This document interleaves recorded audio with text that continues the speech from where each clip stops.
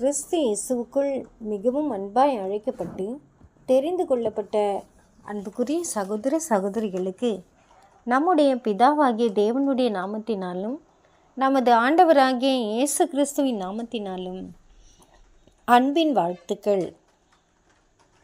What pastor Russell set.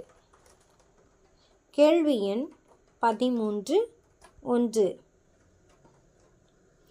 1000 வருஷ யுகத்தின் போது தேவனோடுள்ள முற்பிதாக்களின் உறவு.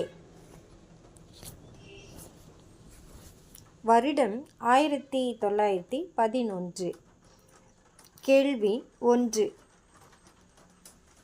1000 வருஷ யுகத்தின் போது முற்பிதாக்கள் தேவனோடு உறவில் இருப்பார்களா? இதற்கான பதில் ஆம். 1000 வருஷ யுகம் முழுவதிலும் முற்பிதாக்களானவர்கள் இந்த புதிய உடன்படிக்கையின் வாயிலாக, புதிய உடன்படிக்கையின் மத்தியஸ்தர் மூலமாக தேவனுடன் உடன்படிக்கையின் உறவில் காணப்படுவார்கள். ஆனாலும் 1000 வருஷ யுகத்தின் முடிவு வரை அவர்கள் தனிப்பட்ட விதத்தில், நேரடியான விதத்தில் தேவனுடன் உறவில் இருக்க மாட்டார்கள் என்று நாங்கள் பதிலளிக்கின்றோம். 1000 வருஷ அரசாட்சியின் ஆசீர்வாதங்களை பெற்றுக்கொள்ளும் அனைவரும் அவைகளை மாபெரும் மத்தியஸ்தர் மூலமாகவும், இன்னுமாக ஜாதிகள், ஜனங்கள், கோத்திரத்தார் மற்றும் பாஷைக்காரர் அனைவரின் சார்பிலும் தம்முடைய இரத்தத்தை கொண்டு அவர் முத்திரையிட்ட புதிய உடன்படிக்கையின் மூலமாகவும் தான் பெற்றுக்கொள்ள வேண்டும். தேவனுக்கு தங்களுடைய நேர்மையினை ஏற்கனவே நிரூபித்தவர்களாகிய முற்பிதாக்கள் விசேஷித்த ஆசீர்வாதத்தை பெற்றுக்கொள்வார்கள். அதாவது அவர்கள் உயிர்த்தெழுந்து வரும்போது மாம்சத்தில் பரிபூரணர்களாக வருவார்கள். படிப்படியான முறையில் அவர்கள் பூரணத்தை அடைவதில்லை. அவர்கள் பூரண மனித சரீரங்களுடன் வருவார்கள்.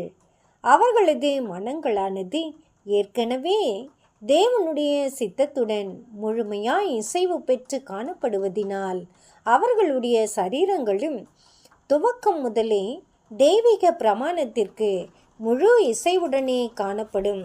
எனினும் அந்த முற்பிதாக்கள் புதிய உடன்படிக்கையின் கீழ் அப்போது காணப்படுவதும், மத்தியஸ்தரின் கீழ் அப்போது காணப்படுவதும் அவர்களுக்கு மிகவும் நன்மையாக இருக்கும் என்று நாங்கள் நம்புகின்றோம். ஏனெனில் அவர்களது கடந்த கால அனுபவங்களை வைத்து பார்க்கும்போது அவர்கள் சில தவறுகள் செய்யலாம். ஏன், எப்படி? ஏனெனில் நம்முடைய கணிப்பின்படி அவர்கள் அதிகமான அனுபவங்களை பெற்றவர்களாக இருப்பினும் சபைக்கு கடந்து வந்த முழு அனுபவத்தையும் அவர்கள் பெறவில்லை. வேத வாக்கியங்களில் குறிப்பிடப்பட்டிருக்கும் முற்பிதாக்கள் மத்தியில் நாம் சிம்சோனை கவனிக்கின்றோம். சிம்சோன் எந்த விதத்திலாகிலும் தேவனுக்கு உண்மையற்றவர் என்று எண்ணுவதற்கு நம்மிடம் எந்த காரணங்களும் இல்லை.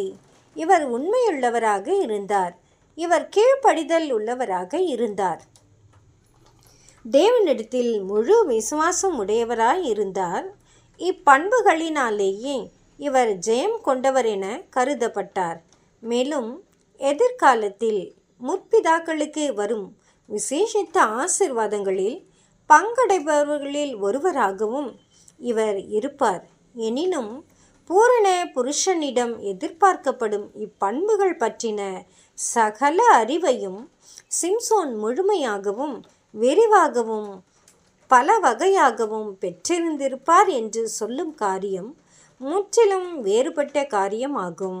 ஆகையால் கொஞ்சமான அனுபவங்களின் காரணமாக முற்பிதாக்களில் சிலர் மேசியாவினுடைய ஆளுகையின் போது எதேச்சையாக, தெரியாதனமாக சில தவறுகளை செய்துவிடலாம் என்று நாங்கள் எண்ணுகின்றோம். இப்படி நிகழுமானால் உடன்படிக்கையினுடைய இரத்தத்தின் கீழ் காணப்படுவதும் அவர்களுக்கும் தெய்வீக நீதிக்கும் இடையில் மத்தியஸ்தர் காணப்படுவதும் முற்பிதாக்களுக்கு அவசியமாய் இருக்கும். மேலும் இதனால் ஆசீர்வாதமும் அடைவார்கள். தேவன் தாமே இந்த வார்த்தைகளை ஆசீர்வதிப்பாராக. ஆமேன்.